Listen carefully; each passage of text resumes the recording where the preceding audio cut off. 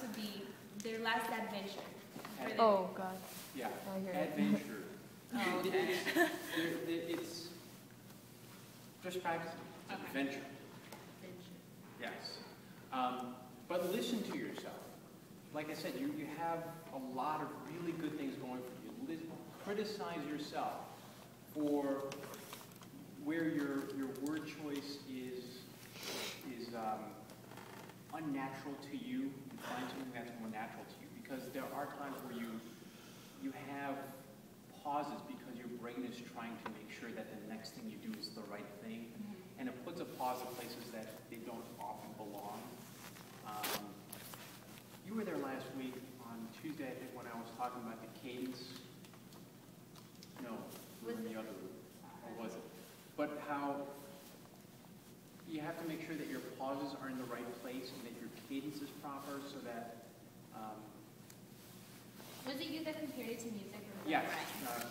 Well, I know I do. Ryan probably does it too, because that's one of the things that we do. But do your very first couple sentences again.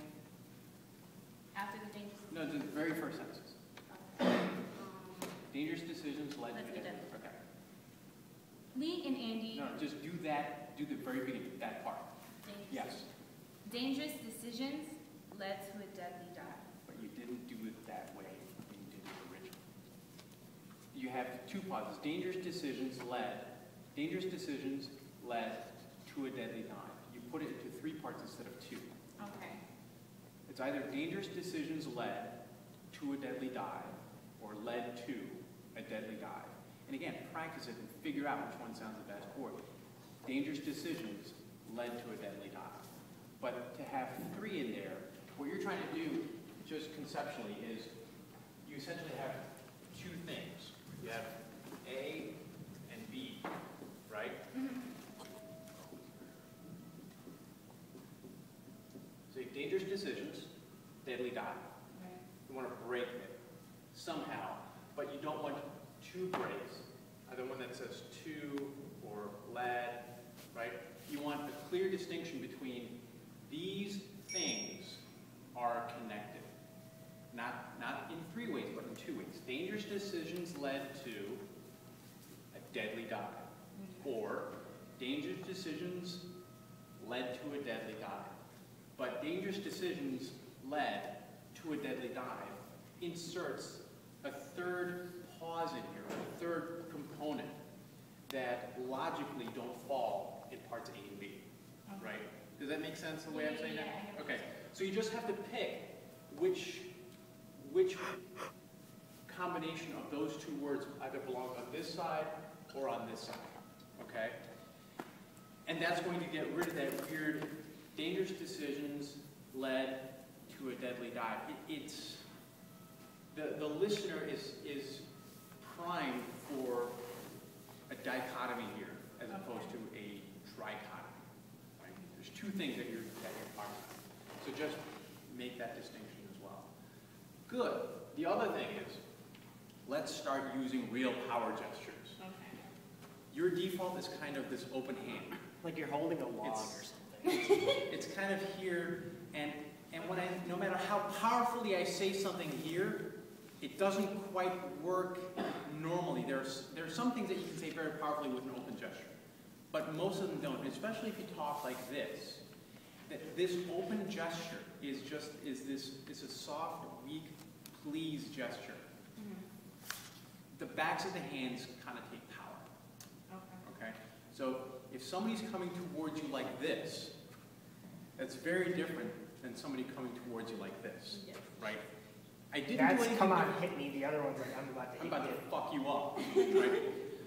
So, but you have to realize that this is, remember, 9/10 of communicating effectively is the nonverbal part.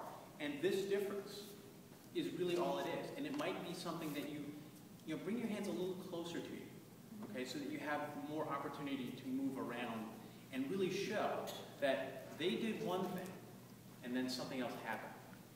You should never be partnered with your dive buddy, because as a dive master, your responsibilities are split.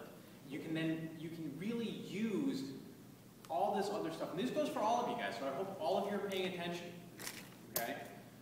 Because this is where that difference between the 8 and the 9 and the 9 and the 10 come from. In everything, from how you ask questions to openings to closings. This is the method by which you portray your competence. When you're explaining something, you can go, you're walking them through something, you can do it like this. You're Step by step by step, or 1, 2, 3, or 1, 2, 3. Whatever it is, power gestures. Look at yourself. Your primary reaction when you see yourself on video is going to be the right one.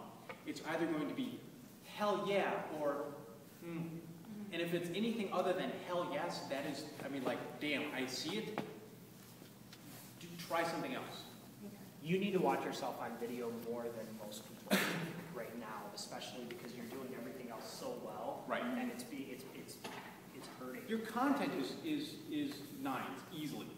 It's going to be 10s once you make a couple of little adjustments. But let's get the rest of you along for that ride to a 10. Okay. And for Thursday, I don't know if you just did this because the space is small, but when you talk about Hayden Hathaway the first time in Neptune, I don't want you to just go from this to this. You're kind of like in this dance. That Neptune did this. No, I want you to walk over and say, gesture. Hayden, yeah, and it was an open gesture.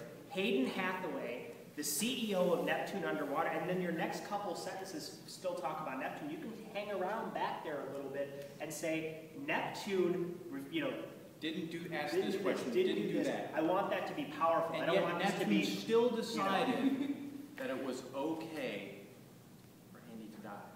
Or really put the jury physically in that space too. Sorry. No, that was it I was talking about. All right. Yes. At the end of your closing or opening, should you thank the jury? No. No, so You should never thank the jury. So you don't say thank you. Just walk off. Happy birthday, Kareem. Find them liable. And then you sit down. Next.